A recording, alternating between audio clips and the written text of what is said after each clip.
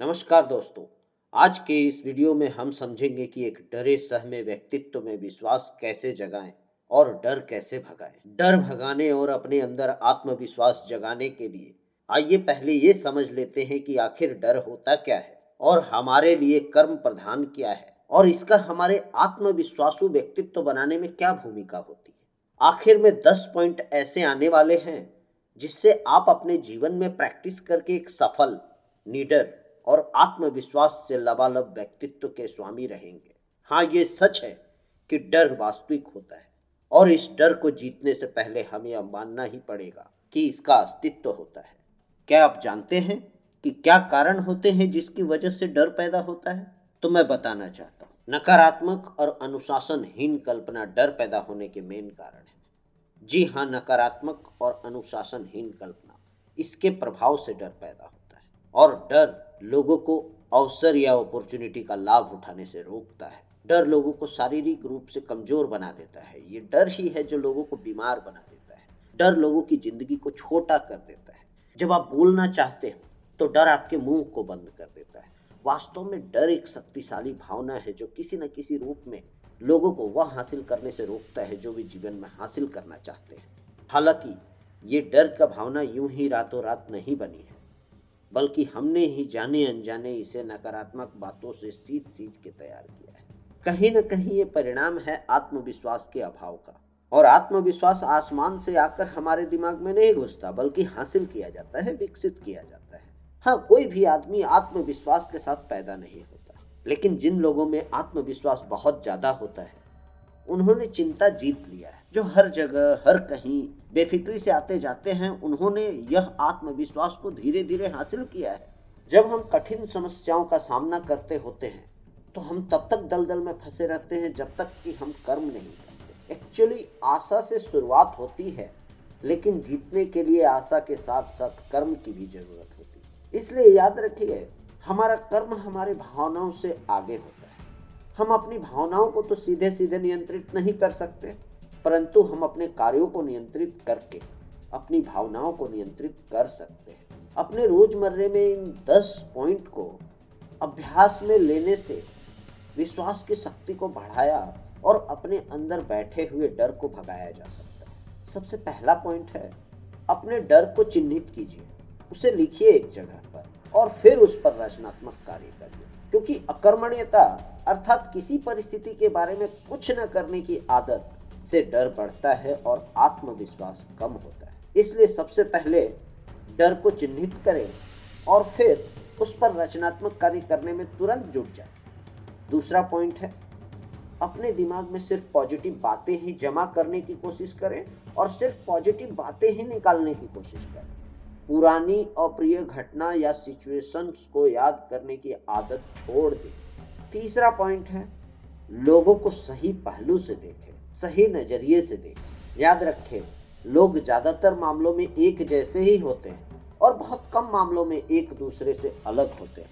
आखिर वह भी आप ही की तरह एक इंसान है। लोगों को समझने के रवैया का प्रयोग करें और लोगों को सही पहलू से देखें। चौथा पॉइंट है, वही काम करने की आदत डालिए जो आपकी अंतरात्मा के हिसाब से ठीक है।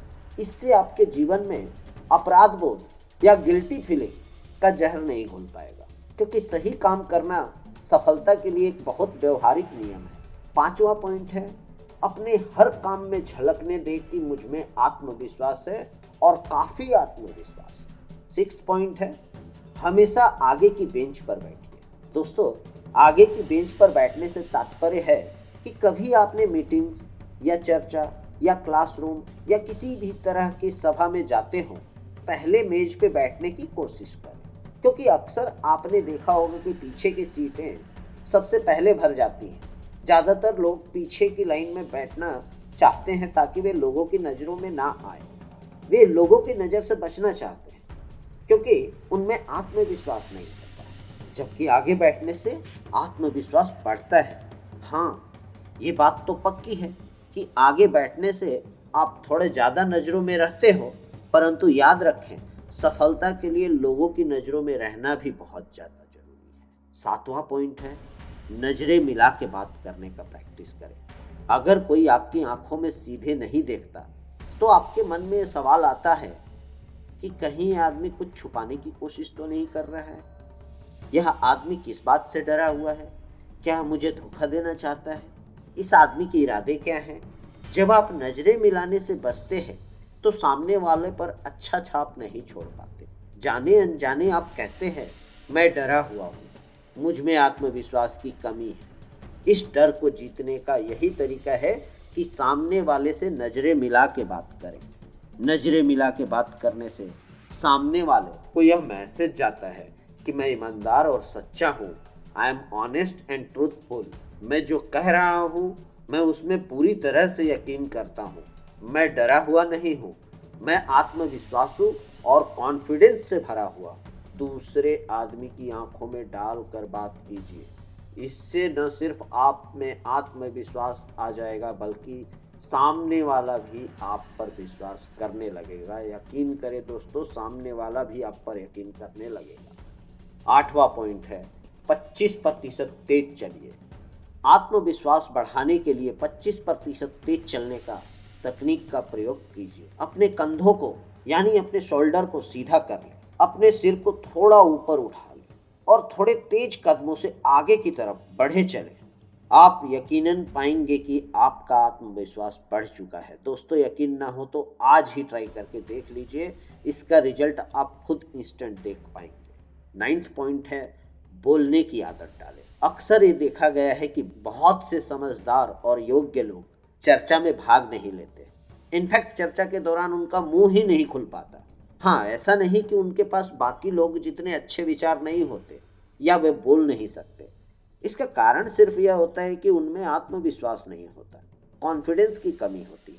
यहाँ पॉजिटिव साइड या सकारात्मक पहलू यह है कि आप जितना ज्यादा बोलते हैं आपका आत्मविश्वास उतना ही ज्यादा बढ़ता जाता है और आपके लिए अगली बार बोलना उतना ही ज्यादा आसान होता जाता है। बोलने की आदत डालें क्योंकि कॉन्फिडेंस बढ़ाने के लिए ये हैबिट विटामिन की तरह काम करती है। 10वां पॉइंट है, बड़ी मुस्कुराहट दीजिए। एक सच्ची मुस्कुराहट सिर्फ आपके आत्मविश्वास को ही नहीं बढ़ाती या सिर्फ आपके मन से बुरी भावनाओं को नहीं हटाती। सच्ची मुस्कुराहट से लोगों का विरोध भी खत्म हो जाता है और यह तत्काल होता है। इस 10 पॉइंट को फिर से रिपीट करके देखिए दोस्तों, अपने लाइफ में इंप्लीमेंट करने की कोशिश कीजिए। मुझे पूरा विश्वास है कि आप खुद को पहले से ज्यादा विश्वासु पाएंगे। दोस्तों, आप अपनी राय हमें कमेंट बॉक्स में जरूर दीजिए। दोस्तों, इस चैनल को जरूर सब्सक्राइब कर ले ताकि मैं भी मोटिवेट होके और भी बेहतर से बेहतर कंटेंट लाते रहूं। अगली वीडियो में हम समझेंगे बड़ा कैसे सोचें, जिसके अभ्यास से हम ये सीखेंगे कि अपनी सोच के आयाम को विशाल और विस्तृत रूप कैसे दिया जा सकता है। दोस्तों, खुद भी खुश रहिए और अपने लोगों को भी खुश रखिए। Thank you so much. Till then मिलते हैं अगली वीडियो में। जय हिंद, जय भारत।